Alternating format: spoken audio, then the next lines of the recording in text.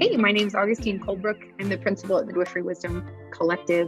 My focus is on big picture political movements that are happening within the profession, some of the controversial questions, and centering voices that are not being regularly heard. I'm Layla Wyatt. I am a traveling student midwife, learning midwifery from cultures and a lineage of midwifery throughout the United States.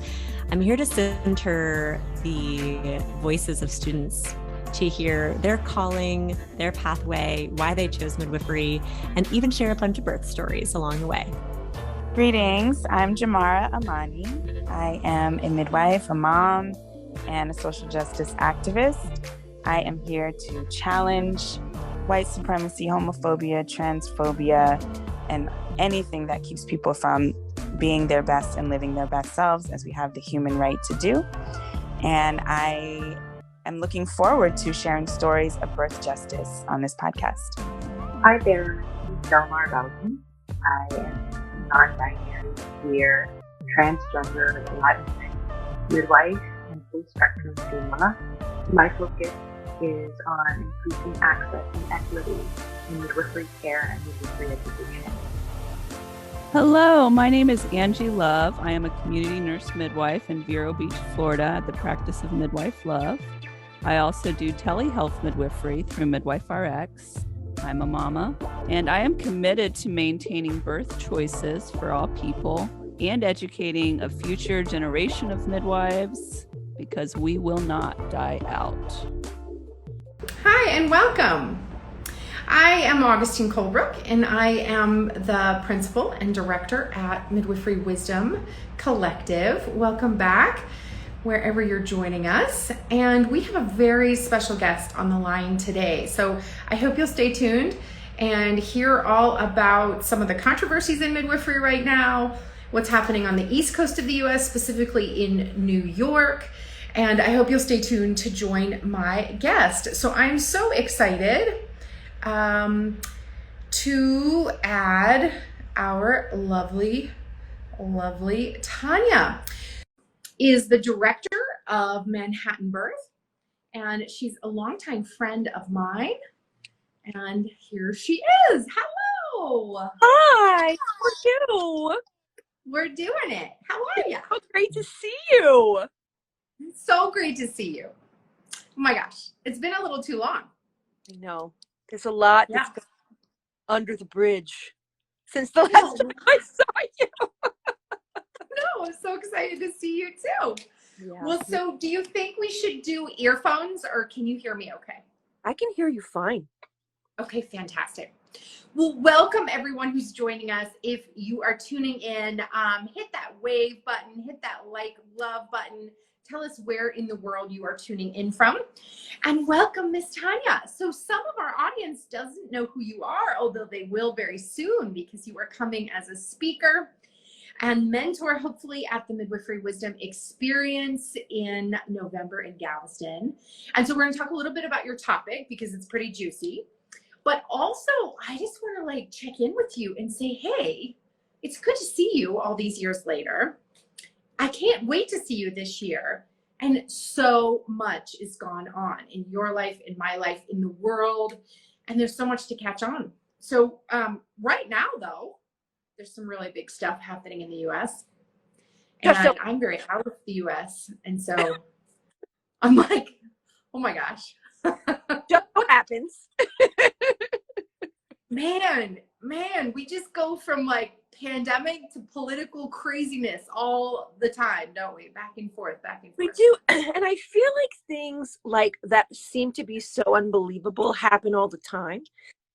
And I'm sort of like an optimist, I think, which is why I'm usually late to things. But I really I kind of heard about this leak last night and felt sick to my stomach. And then I was like, move it on, Wills. Get to work. That's exactly it. Yeah, I mean, I love that. That is a great takeaway from the controversy and the leaked papers and the worry about autonomy and sovereignty over the uterus, is to just be like, well, that's the invitation to get to work. I love that. So tell us, what are you working on right now? What's big in your life? So much going on in my life, but my newest baby that I'm so excited about is that we have a midwifery mentorship program here at Manhattan Birth for students and new midwives. And here on the East Coast, that usually means a mix of CPMs and CNMs. And I really love the opportunity that it has sort of brought for like greater understanding between folks that have been trained a little bit differently, and also just acknowledging that really, I mean, the way that these licenses and credentials and training has sort of been waved in front of all of us is sort of a thing that really isn't helping anybody. And as soon as we recognize where that comes from, we can drop it, get to work, and heal ourselves from those things that have sort of come up before us that have made us think we weren't good enough to do our work, or that we're not prepared, or that we won't be respected, or any of these types of things. So it's been so wonderful. And I mean, I know that you know this, Augustine. It's like when you mentor people, you get something out of it yourself. So I'm a little that way. Yeah, I know. We're kind of lucky that way, right? Yeah. And I got the opportunity to mentor you a little tiny bit back in the day. I was much needed. When I first became a midwife on my own, and I just was so lost. And there you were, right at the right time. It's amazing. And now you're paying it forward. You've got a whole crew of folks that you're working with, which is epic. So just a quick bio. We kind of scooted right past it because I'm so excited to see you and talk to you. But you started Manhattan Birth. You went to Yale Midwifery. Fill in the details. What else about you? I did. So I started Manhattan Birth back in 2009 as a doula. And, I came to doula work after giving birth, much like many people do.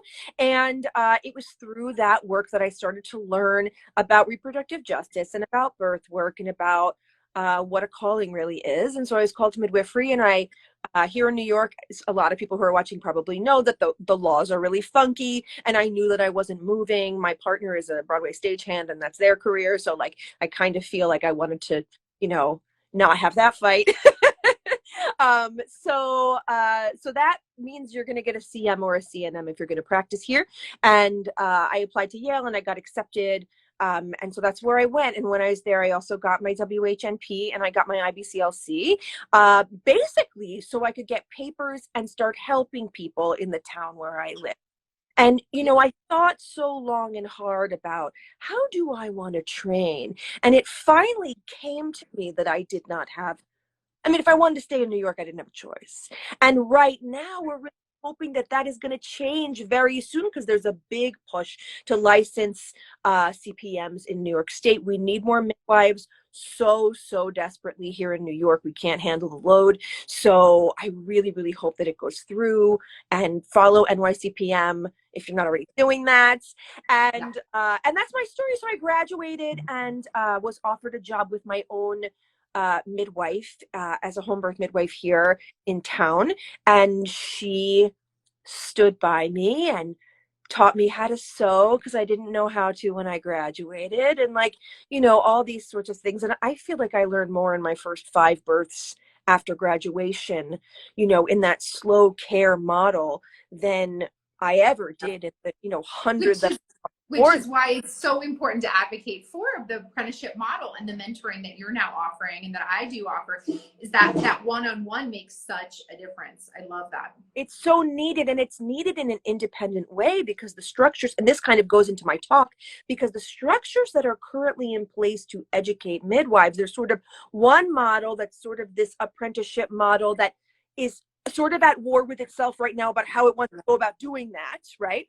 Yeah. And then this enter the medical model, train in the hospital, read the evidence, and don't ask questions. Like, this is the fashion. Read the evidence, provide evidence-based care. And by the way, if where you work is providing evidence-based care, no one cares what you think. Oh my God, you've summed it up. This is the crisis of midwifery in the US. Yeah. Oh, and then you forgot there's 50 different laws.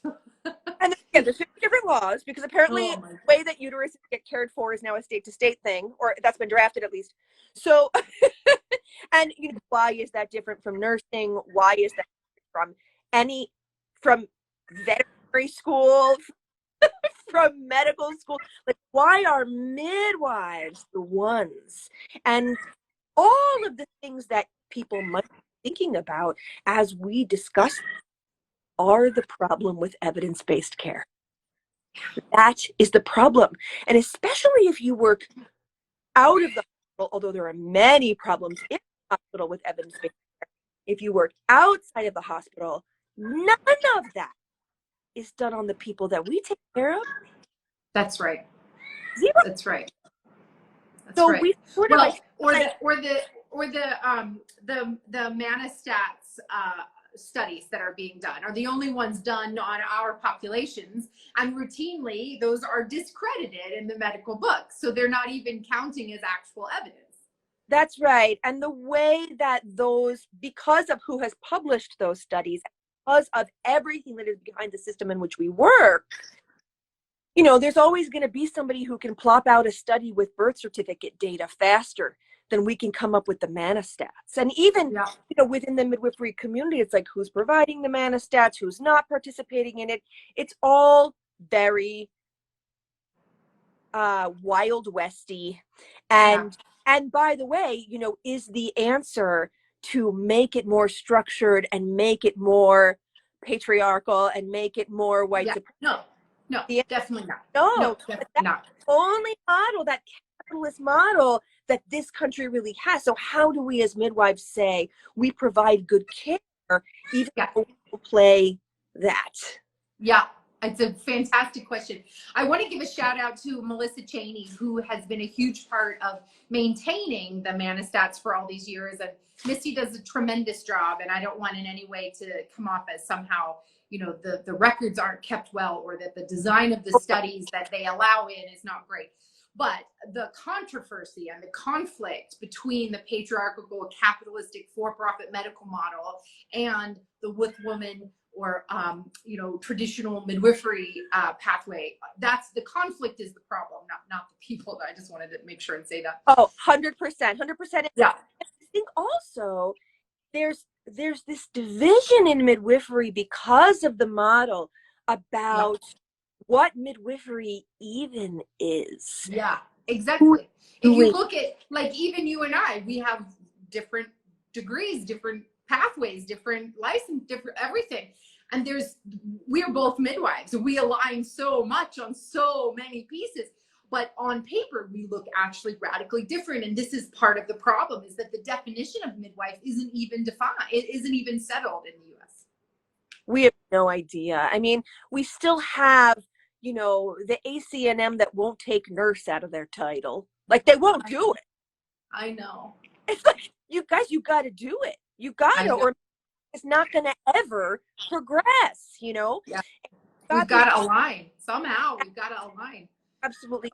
I'm so excited about the Midwifery Wisdom Collective and about the Midwifery Wisdom Conference, because it's an opportunity for folks to come together and to just say, let's just question for a second. Yeah. Have I ever called somebody a midwife? Yeah. And who did I hurt by doing that? Yeah. Yep. Or crunchy, granola midwife, hippie midwife. Right? It goes all ways. And it's part of that division. I mean, you and I have talked about this before, but it's a kind of a crisis, these silos and these camps where, you know, it's almost like the division is wanted, like the division continues to be created from within and without. We look at abuse paradigms, right? This is what happens in abuse paradigms. We have horizontal violence. We have all of these abuses and hazing and discrimination, and we are a part of that. But all of that is a part of scarcity. It's a part of scarcity mentality and processes. And I think one of the things I'm so excited about is shifting us into, like, my version, and this is kind of, we're getting kind of into the woo, but my version is that the opposite of scarcity is not abundance. It's actually enough. Oh, yeah. So I want to move us from scarcity to this culture of enough. And one of the things that we're doing with Midwifery Wisdom Collective is we are focusing exclusively on the location of care, not the provider type. So our organization centers community-based providers. So it doesn't matter whether you came to the profession as a CPM, MEEK, PEP, CNM, CM, naturopathic doctor, midwife, or an MD or a DO who owns a birth center or is providing community-based birth. What matters is the location of care, because the care is the same. The model of care in the community-based setting is the same, regardless of who renders it. And the care in the hospital generally turns out to be pretty much the same, regardless of who renders it. And so when we make this division, it actually is a lot safer and it makes a lot more sense, because I mean, you and I have talked, CNMs, as the system is currently set up, do not graduate ready to do community-based birth. They don't graduate unless they went and found that information. You know, they're not ready to resuscitate a baby and draw labs and deal with the 911 call. And, you know, they're not ready for it. Even if they learn the skill of midwifery in the hospital, when there's a button push, there's no backup in a community setting. And so it's like an entirely different level of learning. I love that's why you're doing the mentoring you're doing. Angela Love in Florida is also really passionate about bringing CNMs into community-based birth.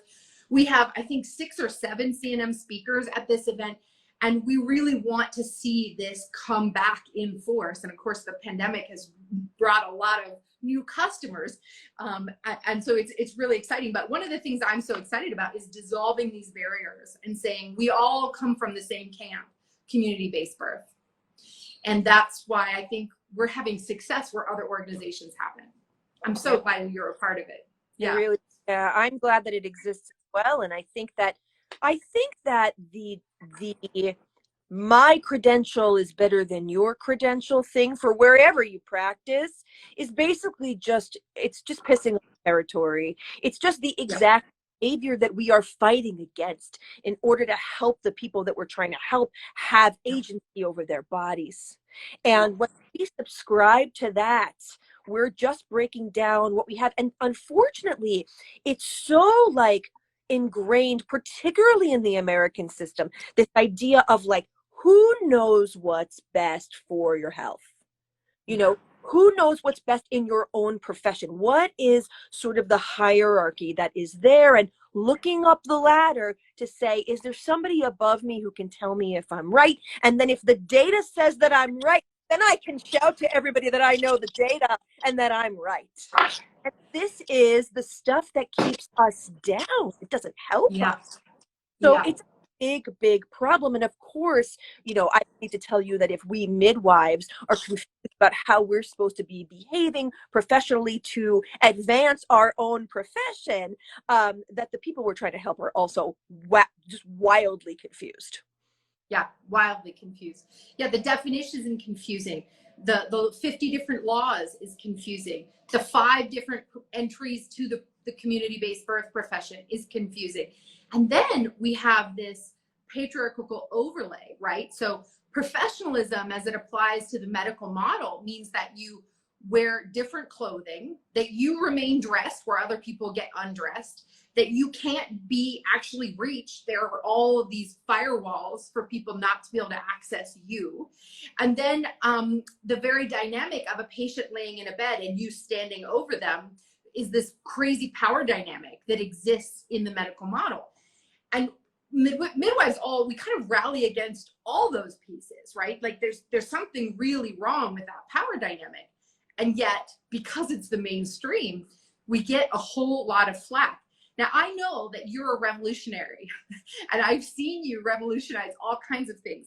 So given that what we're doing looks unprofessional with the standard definition, tell me, how do you handle that? Like, I know that you don't dress up in a white coat and stand over people. So tell me, like, how have you maintained your excellence and your integrity and your professionalism without buying into the patriarchal standards? Tell me how you manage that on a day-to-day basis.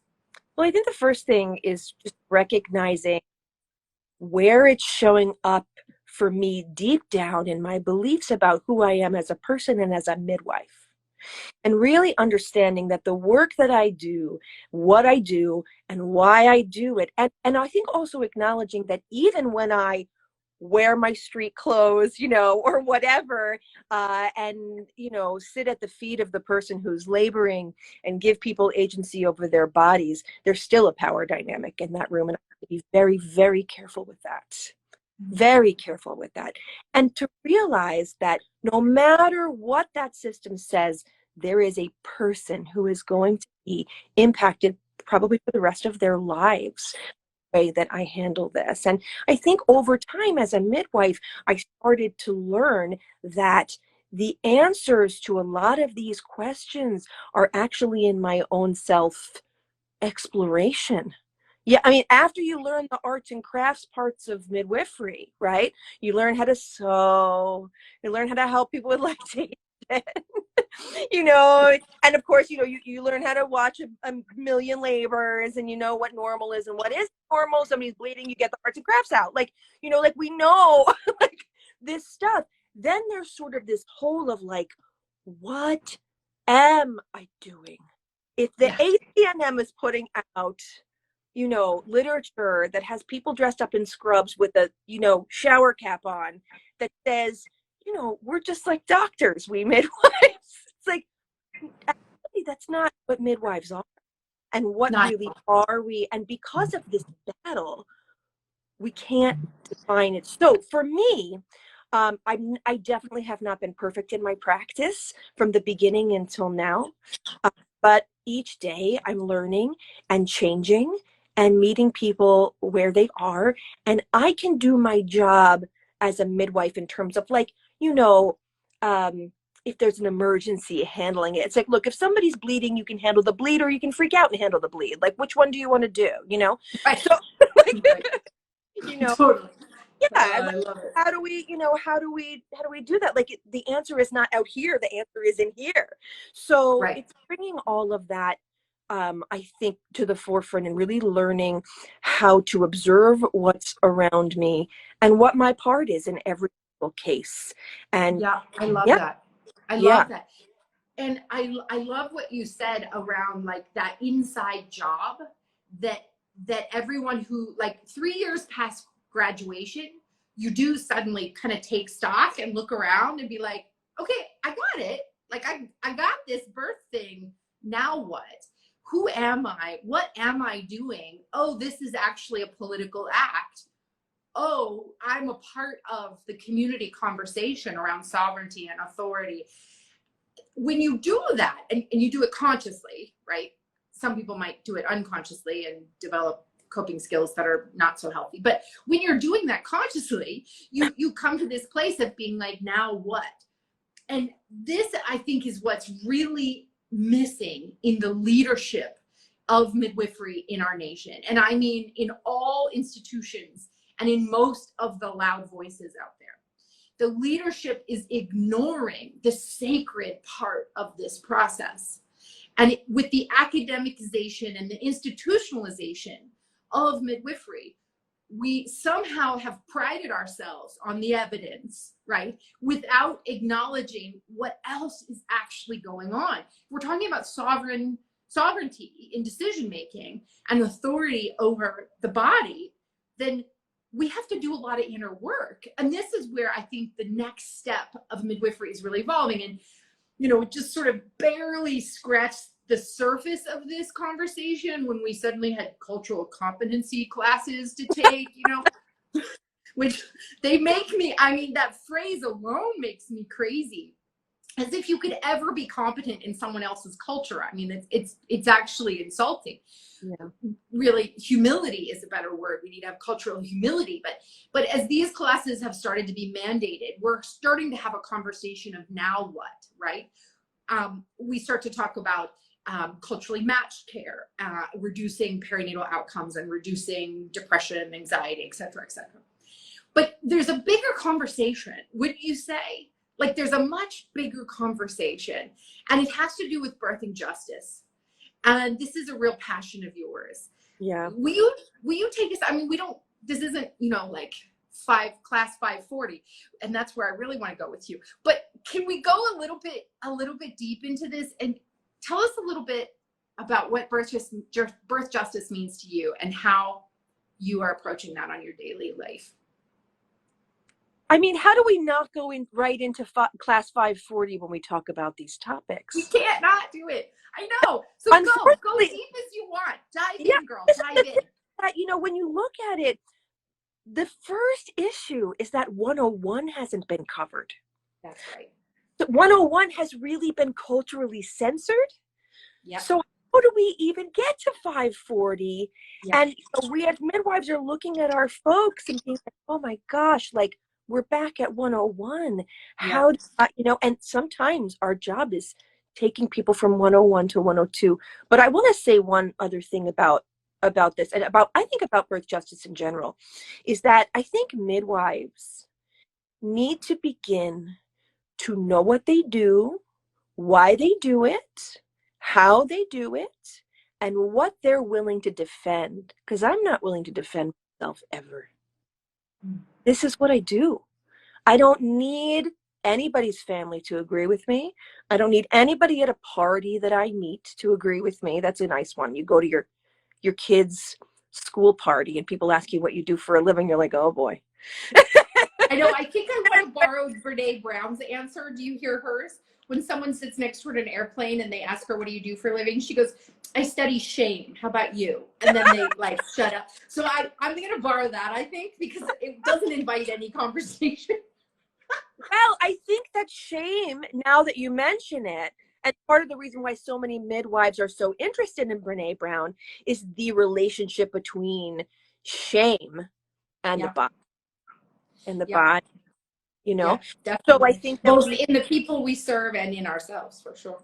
Absolutely. And what shame do we carry about the way that we work, even though we chose to work in this setting? So as far as justice is concerned, you know, what we do at Manhattan Birth is, you know, part of our mission is very small. It's just to revolutionize the childbearing year. That's all. Tiny mission. And the way that we are doing that is without asking permission. It's by doing it ourselves. So we are building an army of parents, of doulas, of midwives that have a community that understands why it needs to support each other, that is going to meet people where they are and provide the care that the capitalist system, because of the way that it's structured, and it's no doctor's fault, but because of that system that is in place, we provide the education and care that is missing. And that really is the care for the whole family and the whole person. That unfragmented idea that, you know, it's okay if you need to have your baby in the hospital because you have a heart murmur or whatever, you know, you still deserve better care than they're giving you. You can wind up better than alive. And that is birth justice across the board. So how do we do that? Well, we take a look at inequities. We decide that we're going to be anti-oppression. So we change the way that we teach things and the way that we price things to for BIPOC and LGBTQ and the people that we really need more of in birth work so that those outcomes can be improved. So we try to make that available. And then, of course, we've already had some of those folks that came into us go on and have their own mentorship programs and mentor BIPOC people and mentor BIPOC lives. And that's the idea. I love that. I love what you said. You can end up better than alive.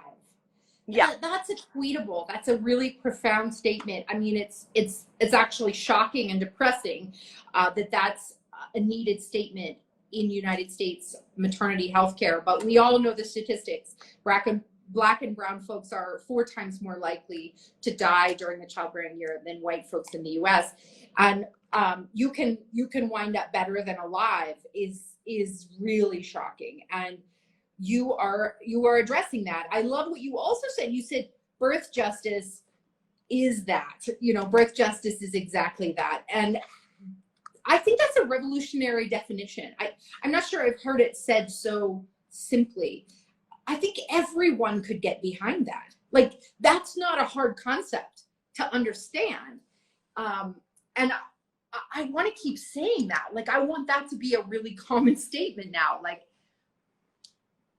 yeah, like how evidence, if the evidence is measuring outcomes by whether you end up alive or whether you end up doing what they say, right? So like when you look at like lactation like all the Yeah. lactation studies, it's about like, did you follow what we told you to do? Did you breastfeed exclusively till 6 months? Yes, And just like on demand until 1 year, right? That's the instructions. Right? forget America. Just forget like the position that people are placed in America. And like, did you do it it's like, what outcomes are we even measuring in these studies? And how do we even measure the type of work that we're doing? And so if every single provider was looking at that person in front of them and saying, thank you, evidence, for everything, now what am I working with? Yeah. Well, so lead us into this conversation, right? Because your topic at the experience this fall in November, I hope everyone's coming. Give us a little heart if you are coming. We want to see you there. Your topic is, say the name again, evidence, what the evidence doesn't say. The problem with evidence-based care. The problem with evidence-based care. And so one of the problems that we've identified in this conversation so far is that they're not studying our population by and large. Right? What are some of the other problems? I think a massive other problem is two things. One is sort of the way that evidence-based care has come into fashion. And we're going to talk a little bit about how that was created and also about the systems that have been in place to allow evidence-based care to come through. And that is, if you look at medicine in this country and where those studies come from and the institutions from which those studies generally come from, it's racist and it's sexist. And we're asking them what we should do. Yeah. Can you just say that again? I mean, this can't be repeated enough. The systems that provide the evidence whereby clinical decisions are made are racist. They are. They're racist and they're sexist, and they're sexist because they don't acknowledge the systems that people who own uteruses have to work with once they walk at hospital or wherever. Like breastfeeding is a perfect example, right? Like, did you follow the breastfeeding advice? Oh, by the way, pumps cost $350 and you have to be back at work in 6 weeks. Yeah. Good luck. Right. And we've shamed you about your body enough that you were too afraid to ask for your pumping breaks. So, but don't breastfeed in public. That's inappropriate. Yeah, right. Which is now that we've created so much around that, also don't bottle feed in public because I will judge you for that. Oh God, exactly. Lord forbid. Oh, it's just damned if you do, damned if you don't. Oh my gosh. Well, give us another example. What else is wrong with the evidence? What's the problem when, like, there's a big push towards midwives saying, I have an evidence-based practice. I'm guilty of saying those phrases, right?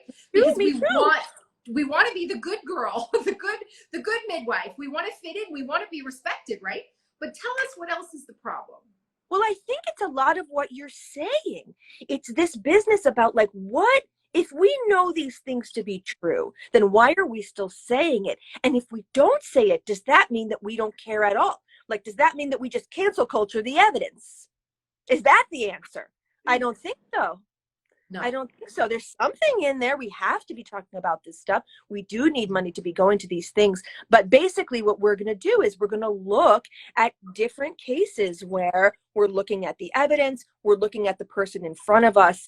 What do we do? And how do we defend that? Yeah. How do we defend that? The other thing that we're up against evidence-based care is that there's a lot of, I want to say, like the social media influencers that we as midwives, I'm going to say, are up against. Because they're not taking care of people. They're just being influencers, and maybe they birth their baby a certain way, or maybe they have a certain lens that is particularly on one population, or maybe people who think like them, and somebody kind of, is pregnant and is searching for a way to deal with the fact that this is happening to them because we don't teach people how to do that. And so they come across these TikTok people and these YouTube people and these Instagram people, like me and you right now. Yeah, and like me and you. Yeah, there's people coming across us. Okay. Keep going. Spill the beans. Is they hear things like, how do I say this? Like the baby will come when they're ready. Right. That's not always true. Yep. That's not always true. Definitely not. They hear things like your body won't grow a baby that it can't push out. That's not true.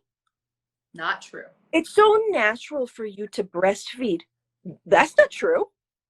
None of this is true. And it's interesting. I just said to my 11-year-old gender fluid child this morning, I said, listen, Roe v. Wade, blah, blah, blah. And they said, I know, Mom, I know. And I said, listen, I said, this is really, really big because it goes into the patriarchy trying to control people having sex, which is a very natural thing. And you know what they said to me? They said, What? Mom, asexuality exists. Aromanticism exists. And I said, whoa, wake up, Wells.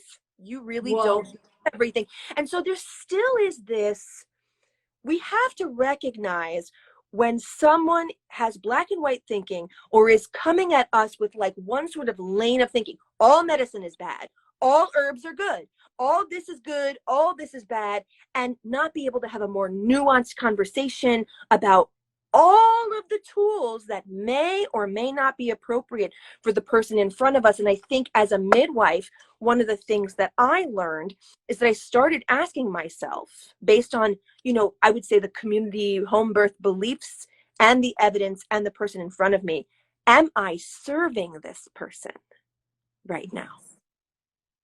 Yes. Am I serving them, or am I just riding the wave of your baby is, it's as big as it is, doesn't matter? Yeah. That's I actually prefer individualized care more than evidence-based care, because we can use the evidence. I think a comment or two ago, Crystal Pena, a midwife in Arizona, said, I prefer the term evidence-informed practice. We can let the evidence inform our offerings, but it only really matters if we're actually individualizing care. And this is where midwifery shines. This is where actually we are the solution, the public health solution to the maternity care crisis, is that we aren't offering formulaic, cookie cutter, protocol-based care. We're providing individualized care. And it's just as dangerous to do everything as it is to do nothing. That balance that we're looking for is really where it's at. The balance between art and science, the balance between, we sometimes in midwifery, we're talking about evidence versus the ancient traditions, right? We're balancing all of these influences, and ultimately we're balancing between that mom-baby dyad, birther baby dyad, what they need in that moment. That's what we're balancing it against.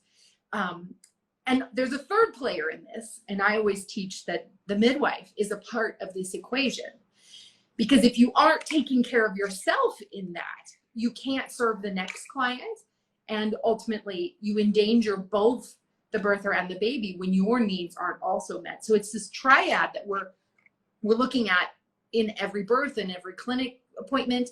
And then there's a lot of players, right? So the rest of the family, the political environment, the backup hospital, like we could keep like espousing on this forever, but ultimately it is that balance we're looking for.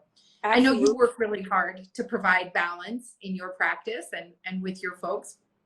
Tell us, with the mentorship program that you're offering now, what's some of the ways that you're teaching balance to the folks that you're working with? I think we take a look at, well, first of all, most people come into the program wanting balance, but maybe not truly believing they're ever going to get it, or that they even deserve it, as a midwife who's trying to scrape their way to get people to maybe pay their fee, or maybe if they're working in the hospital to get the physicians around them, or even the other midwives around them, to respect them and treat them well, and to have the autonomy to really give the individualized care that we want to. And we all understand that there are, you know, parameters that the hospital has to have because of the large numbers of people that they take care of. And all of that makes sense, but there is wiggle room. And, you know, I think that what happens is we start learning about what is at play for our productivity culture. And in healthcare, it is a factory. We are the workers. Whew. Yep, you're not wrong. I mean, that's what it is. And it's not to say like throw the whole thing out. It's to just say, wait a minute. You know, if you have, you know, if you feel like you're overgiving, you probably are. Your people are probably very, very, you know, capable of doing lots of things. You know, one of the examples that I always give folks is, you know, I also do a lactation certification program over the summer that is specifically designed. We're actually, we're enrolling for it now. It's called Integrative Lactation and Feeding Specialist Certification. And it's a credential that we created specifically for community-based birth workers because there are so many barriers to the IBCLC. It's total for a credential that gives you nothing. Nothing. like not nothing. Even insurance reambrsment in most places. Yeah, and to do it, you have to have like 4,000 hours in the hospital. It's like, it's ludicrous. It's so idea that, like, you know, seeing if a baby can nurse effectively or not, or if somebody can produce milk or can't, that's not a thing. That's not rocket science. Like, this is something that people have known traditionally for years. And people didn't say, well, they just told me to keep breastfeeding and then my baby starved. Like, that's not what happened. Like, people would see that a baby was hungry. So teaching people, like, what these things mean and how to meet people. And then, of course, to go, I forgot what my point was, but anyway, to kind of well, go with I think your course does more than just breastfeeding education. There's also test feeding and fed information, correct? Also the person who is providing the milk information. Yes, right. That, like, milk is not a thing. It's a thing that comes from a person who is having an experience much more than that baby is. Yeah. So the baby's not going to remember. The person who's doing the nursing is not only remember it, they're going to define themselves so much by that. So we can make an enormous difference. Oh, this was my point. So I tell the breastfeeding people that if somebody sends you 40 walls of texts at 11 o'clock at night because they're clearly having some kind of feeding crisis, don't answer. Don't answer them. And then the next day, whenever you feel like you've got the juice, you feel well resourced, answer them and say, hey, sorry I didn't answer last night. How'd it go? And what you will find is that person came to a perfectly good and suitable solution that belonged to them, that was successful, and they didn't even need you for. And that's not really what we're here to do. I love that. That's the really advanced space holding that I think it's so hard to teach as mentors. I teach the same thing in midwifery, and I think you do too. Stop being a doula. Stop rubbing their back. Stop being a doula. If they want to hire a doula or make their partner or their friend rub their back, that's great. But that's not your role. And by continuing to respond to every whimper, you actually handicap their resource development. That's right. You enter into codependent relationship. And this is another thing I'm really passionate about, aside from mainstreaming midwifery and bringing us out of scarcity culture. I also really want to move us out of the codependent reality that many of us are living in, completely enmeshing with clients to the point that there's no out. There's never an opportunity for the client to develop their own two legs, right? Or if there needs to be another midwife at the birth, there's this crisis somehow that they were so attached to you that they can't let go. They can't see what's actually happening. And I think this happens so much. And midwives, unfortunately, are so lost in the ego of being needed, this codependent reality, that they actually do harm to their clients. And again, it's learned behavior, right? A whole bunch of our entrants to midwifery, most of us in direct entry midwifery at least, got trained in the martyrdom codependency of midwifery from preceptors. And so it's learned behavior, but we can actually heal from codependency. Yes. We can shift the power back to the birthing person where it's supposed to be and get ourselves out of the way. I mean, my work, how I see it is I would very much like to be forgotten. Like, if I've done my job correctly, 5-10 years from now, someone will be telling their birth story and they'll be saying, yeah, we had a midwife, but let me tell you about what my partner did for me. Or let me tell you about what having this baby was like. Yeah, what was her name? I didn't remember, but let me tell you about how it was for me. What did I learn about myself in this process? And Exactly. It's so beautiful to just see that happening, or even like a year later, you just like run into somebody or you see it on social and you're not tagged in the post. And look, Yeah. if I tag me, it's lovely. I'm glad people know about me. But this is the thing. Right. It is right. not about me. It's not about us. And if it's not about us. To burn right out. And that's a really good question, I think, for everybody to ask. And you know how we see it here in New York, and I bet you they see it this way in LA too. Look, we all take care of celebrities. Yeah. We all do. Yep. Some people talk about it all the time. Yep. That's it right there. What does it really mean for you when you are indispensable? It actually means that you don't have a life, and now that person doesn't know that they can do it without you. And I think there's that's a pretty big harm to cause someone. And I hope we can reframe that.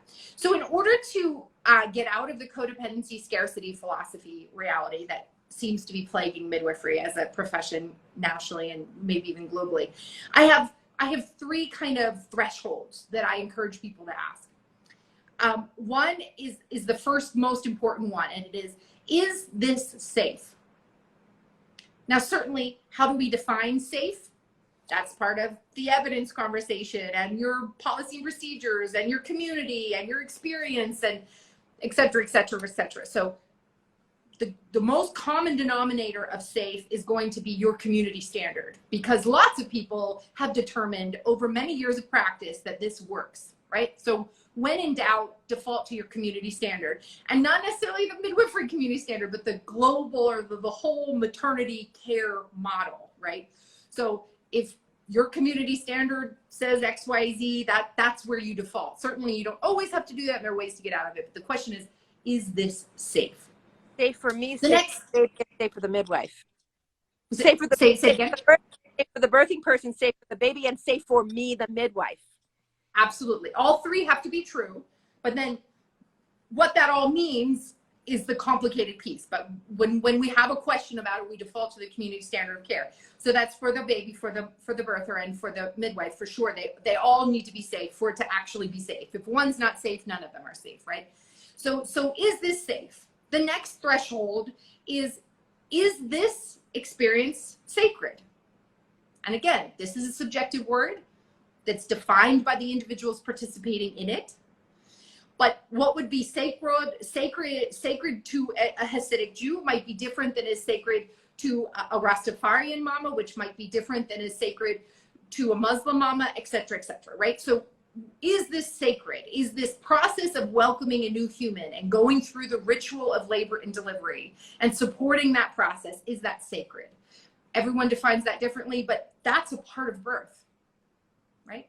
We can make cesarean sacred, right? It's not about the way that it happens. It's just, is this sacred for the people watching, participating, being, doing? And then the third threshold of care is this sustainable? And this is a question that goes and talks a little bit about time. We can't do this forever. Everybody has an end amount of energy, right? So sustainable has to be a part of that conversation. This is a little bit about the midwife's ability to continue to serve their community. If being up for the 4th night in a row at a dysfunctional labor makes you unable to serve the next client, then that's not sustainable care. Right. If taking that double footling breech birth in your community makes it so that you're not going to be able to serve, or all midwives are going to be persecuted because of this care, that's not sustainable. We can't move the needle forward if birth is not sustainable. And again, this is also a subjective word, and we define it based on many different levels. But I think the consciousness that we need to have, we need to ask these 3 questions. Is this safe? Is this sacred? And is this sustainable? And these 3 S's will continue to inform us regardless of the location of care, regardless of the pathway to education, even regardless of what's actually unfolding. If we continue to ask these questions at regular intervals throughout the pregnancy, throughout the care, throughout the postpartum, certainly in the labor and delivery, I think we'll all move the needle closer to providing that elusive, balanced care that really centers good outcomes and centers that sovereignty. Yeah. For sure. And, you know, I think we can add another S, which is, am I sitting here trying to save somebody? Like, is my ego trying to save this person's life, their hero? You know? Yeah, let's stop heroing. And that's that we do in the midwifery mentorship program is take a look at our own personal stories that we think brought us to midwifery. And it's not the story I gave you. I had a baby and I was introduced to midwifery. It's usually much deeper than that.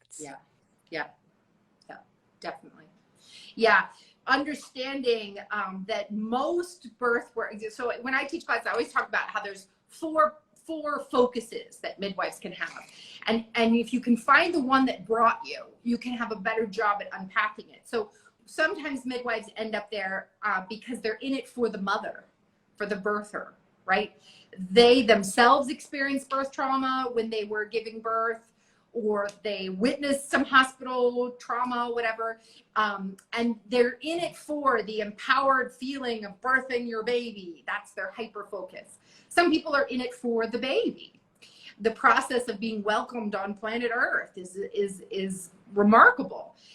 But if we focus exclusively on the baby and ignore the other's needs, then we end up with that container care, right? Like lots of obstetrics treats people like they are just a vessel. And it's for the baby, and they're not acknowledging the transformative experience.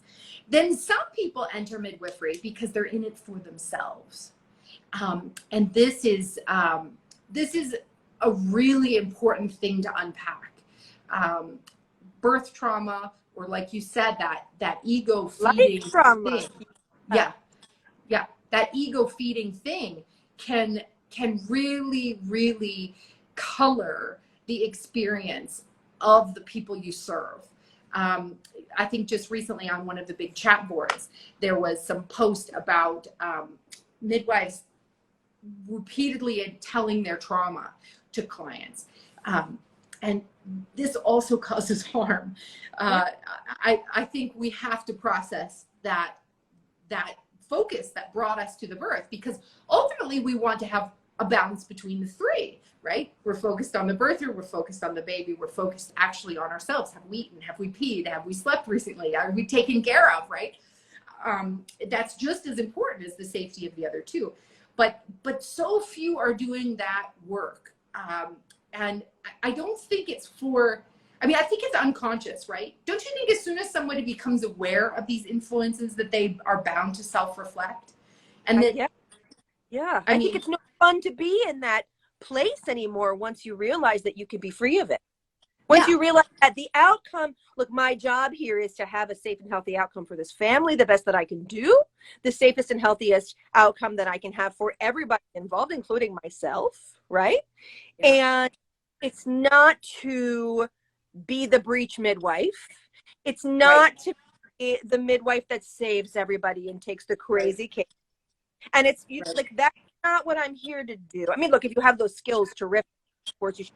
I don't mean that, but I mean at the expense of other things. That's right. And we have to really look within ourselves to say, what is operating here? And this is where community comes in, Augustine, where you call another midwife, say, this is what I'm going through right now. Am I just being blank? Am I being exhausted? Am I being egotistical? Am I being inflexible? Am I being racist? Am I being, triggered by this person's husband? Am I being like, what is it that's going on with me that I feel that I can't provide the proper amount of care to those three sort of parts of the triangle? And that's where community is so important. And if we can really look at building those communities, so we can trust that each other has the right things in mind and not just, I'm better than you, I would never do that. Somebody has a demise and everybody wants to know what happened so they can say they would never do that.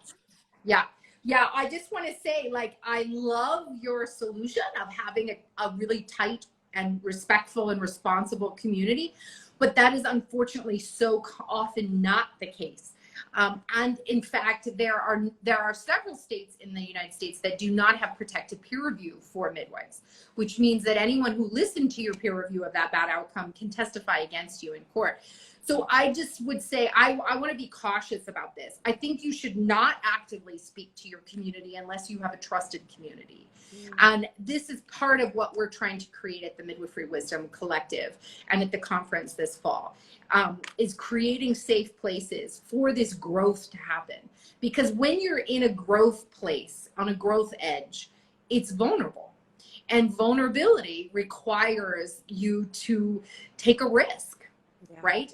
And when the risk involves being ostracized in your community, being criticized, taken out, or even facing criminal charges, that's not a risk that I feel like is appropriate in midwifery. So while we work on this growth as a profession and elevating everyone's consciousness around supporting the common goal of mainstreaming midwifery, we need to have sort of like tested, trusted places, and that's what we're creating here. There are a number of midwives around the nation that are revolutionary and are changing their community. You're certainly one of them in New York City. Wantina is another one in Kentucky. We just interviewed her last week. She is creating very safe space for a community in northern Kentucky and southern Ohio.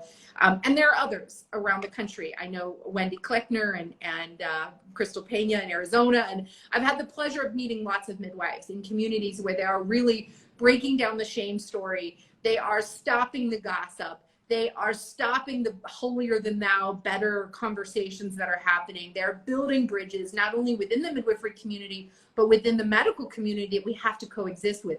So it's coming, it's happening. And to wrap up, one place where that will definitely be the case is at the Midwifery Wisdom Experience this fall. Tanya Wills, who's been our amazing guest today, will be a speaker there. I was talking about the problem with evidence-based care. And we're also going to have a 20-station round robin skills and drills epic experience. And I think Tanya is going to lead us in one of those as well. So don't miss it. Thanks everyone for tuning in. If you have questions or follow up, make sure and send us a message. And I appreciate everyone. I appreciate you, Tanya. You are just an epic bright light in the world. And thanks for holding down the fort there in New York City. Thanks so much. Can't wait to meet everybody that's coming to the conference. So we all I can't wait. It's going to be amazing. All right, friends, have a fantastic evening. Sending love all around the globe. Take as good a care of yourself as you do of your families. Please, we need you. We need you. Okay, bye, honey. Bye.